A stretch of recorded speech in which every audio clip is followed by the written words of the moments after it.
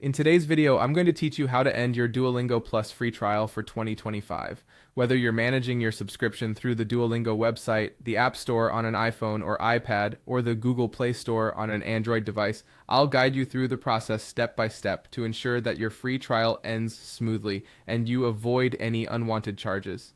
If you initially subscribe to Duolingo Plus on the Duolingo website, here's what you need to do. First, go ahead and open your browser and navigate to duolingo.com.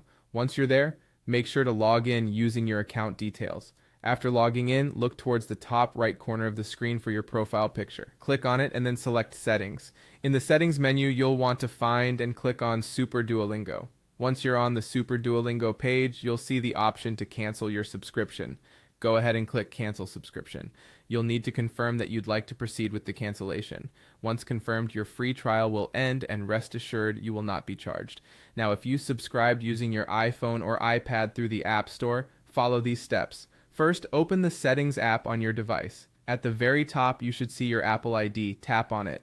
From this new menu, you'll see an option labeled Subscriptions. Select it. A list of your current subscriptions will appear. Find and select Duolingo from the list. Now, look for an option that says Cancel Free Trial or Subscription and tap it. Please make sure to confirm your decision to finalize the cancellation. For those who subscribed through the Google Play Store on an Android device, here's how you can cancel. Start by opening the Google Play Store app.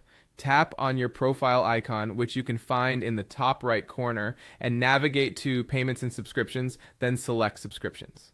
You'll see a list of all your active subscriptions. Find and select Duolingo. Look for the option saying Cancel Subscription and tap on it. As with the other methods, you'll need to confirm to complete the cancellation process. A few crucial reminders before we wrap up.